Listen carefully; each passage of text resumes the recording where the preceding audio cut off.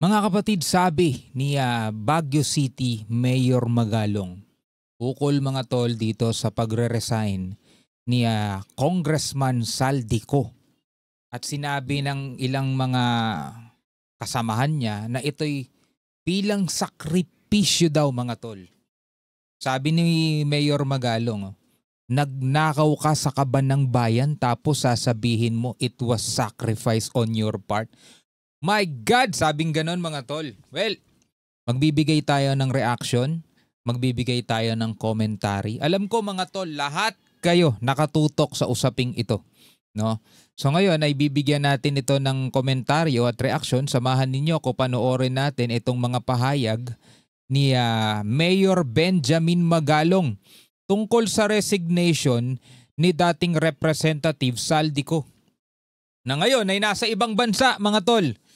At doon ay nagpapagamot daw. Sabing gano'n Pero lahat ng mga umupong testigo, lahat ng mga umupong DPWH officials, mga kontraktor, itinuturo mga tol. Etong dating kongresista bilang sangkot nga mga kapatid sa mga anomalyang, alam nyo na pinoproblema at ikinagagalit ngayon ng sambayan ng Pilipino. Etong balitang to ay mula sa GMA Integrated News.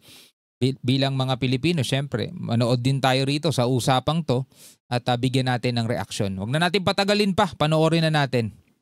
Hindi mo kakayanin ng 1 taon, 2 taon to investigate because it's in thousands of cases. Sobra. Sabi ko nga, it became a cottage industry. Sa isang probinsya nga lang, sabi mo, isipin mo mga 50 ghost projects, Grabe. 40 ghost projects. Yung 40 to 50 ghost projects na yun, pagpalagay mo mga tol, nagkakahalaga ang bawat isa ng 50 million. Grabe. Tapos wala, as in hangin. Ghost nga Diba? Ganun kalaki yung, times mo na lang, 50 million times 50 projects. Imagine mo, ganun sana kalaki yung perang dapat pinakikinabangan ng taong bayan na ibinubulsa lang ng mga buhaya. O kaya undocumented na mga projects, umaabot sa 9,000. Sa isang probinsya pa lang yan. Paano pa kaya sa ibang probinsya? Sa isang probinsya pa lang. Paano nga naman? Buong Pilipinas pa. At ang isang mga nakikita namin doon is, why is it na ang lumalabas sa NEP for a particular district, 1-point-something million lang ang hinihingi mo. I have the records. Or 2.5 lang sa President's budget. Then suddenly, pagkalabas doon sa GA, bakit umabot na ng mga 21 billion?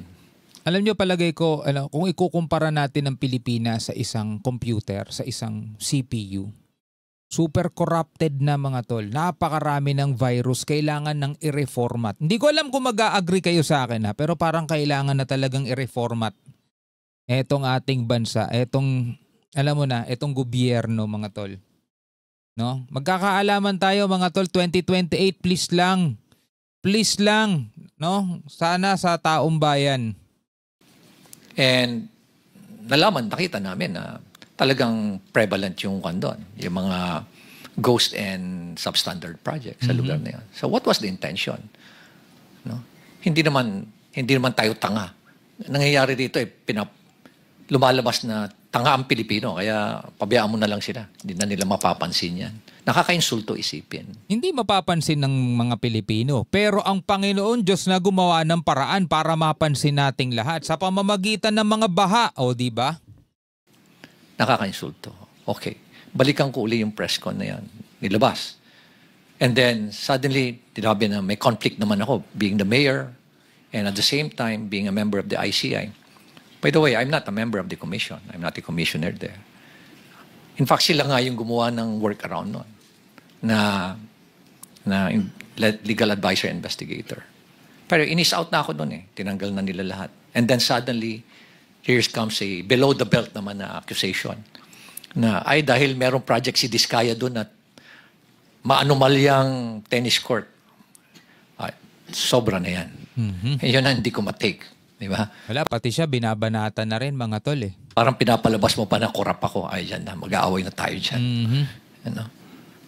Sa unang-una, sabihin ko nga, kung bulok ba ako, lalabanan ko yung mga very powerful na tao dyan. Diba?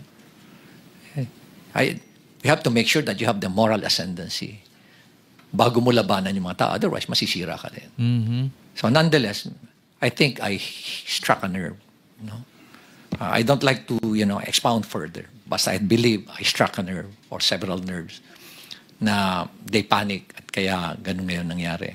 So, I would like to end yung aking experience dyan sa ICI. But one thing that I can say Wala, hindi rin ako believe dun sa ICI na itinayo ni PBBM eh. Sa totoo lang mga tol is that there's no transparency. There's no transparency whatsoever. Nakita namin yan ni Secretary Vince. Tinago lahat. No? And they are just so comfortable doing it.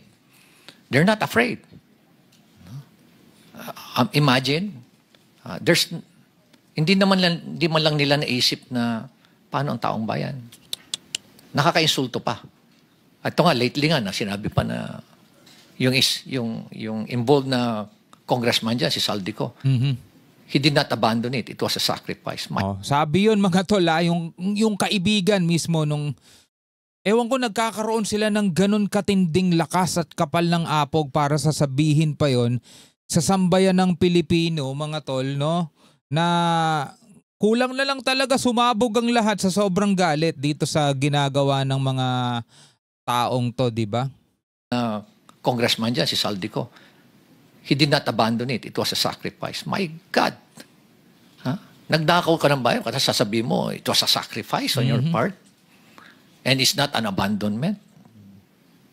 Ganyan na makababa yung standard natin sa Kongreso. Biruin mo, hindi nga makabalik ng bansa para harapin mga tol yung mga ganitong problema. Biruin mo yung mga mapeperang yan, mga mayayamang yan, nagpapagaling sila, nagpapagamot sila sa ibang bansa. Kung talagang may sakit sila o baka nagsasakit-sakitan. Kasi normal na rin mga tol, nakikita natin yung mga public officials, yung mga kahit na sino mang mga politiko, whenever mga kapatid na nasusukol sila o nahuhuli sila sa iba't ibang klase ng mga ganitong klaseng kalokohan, bigla na lang silang nawi-wheelchair, nagkakaroon ng neck brace. Alam mo, paulit-ulit na picture yun paulit-ulit na video natin na nakikita yun sa mga official ng gobyerno ganyan. 'Di ba? Ngayon nagpupunta sila sa ibang bansa at doon daw sila kuno nagpapagaling, 'di ba? Tapos ngayon nag-resign, ewan ko kung babalik pa rito sa Pilipinas yun o hindi na. Pero mga tol meron siyang pananagutan dito sa sambayan ng Pilipino. Kung talagang malinis konsensya niya, hindi sapat yung sinasabi ng mga kaibigan niya. It was a sacrifice, di ba? Harapin nila ng buong giting at ng buong katapatan kung talagang tapat sila. Ganun lang naman yun Mr. Chair, kanya na ba tayo kawalang hiya ngayon? Manhid, di ba? Napaka callousness, hypocrisy. At nakaka-insulto sa mentalidad natin Pilipino. So from there, Mr. Chair, please allow me to read my position paper on... Sana mga tol, yung mga tao na sigaw ng sigaw, mga kapatid, hindi ko alam kung sino-sino itong mga taong to. Sigaw ng sigaw doon sa confidential fund ni VP Sara. Ako hindi ko pinagtatanggol si VP Sara, mga tol. Hindi ako pro Duterte, alam niyo yan. Diba? At ayoko rin sa mga pro-China. Pero doon sa mga taong sigaw ng sigaw na kailangan papanagutin si VP Sara, i-impeach si VP Sara dahil doon sa kanyang maanomalya o ibinibintang sa kanya. Kasi hanggang ngayon di pa rin naman napapatunayan dahil wala pa naman pagdinig. So ibinibintang muna ang tawag natin doon. Na confidential fund na umaabot ng 100 plus million na inubos lang in 11 days. Pero kapag kayo ay hindi kayo nagagalit, no, hindi kayo sumisigaw tungkol dito kay Saldico naman na marami ding bintang tungkol sa kanya na hindi lang 100 plus million na pinag-uusapan bilyon mga kapatid. Mga insertions, mga ghost project, mga ghost flood control project, mga tol. Kapag kayo kay VP Sara lang nagagalit at dito sa taong to hindi o sa iba pang mga sangkot, maging doon sa speaker mga kapatid, hypocrisy nga ang tawag doon. Hipokrito masyado. Diba? Wala tayong itinuturo sa kanila na talagang Kumbaga wala tayong ginajudge sa kahit na sino man sa kanila. Pero lahat sila may bintang.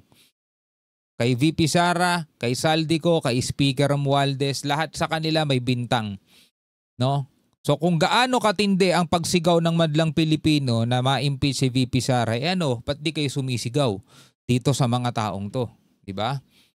Hindi naman siguro lahat, no? Pero doon sa mga ayaw sumigaw at puro kay VP Sara lang nakatutok, eto no, diba, galit kayo sa corrupt, lahatin nyo na. On why we're pursuing this blockchain initiative. Go ahead. Okay, so hanggang doon lang mga kapatid. Yun nga no? Nag-resign daw siya, pero hindi daw yun pag-abandon. Yun daw ay sacrifice. My goodness, tigas ng mukha no? Anyway, bilang mga Pilipino, ano ang inyong masasabi rito? Comment na lamang kayo sa ibaba. Hanggang sa muli, ako nga pala si Shobaldi. Peace out.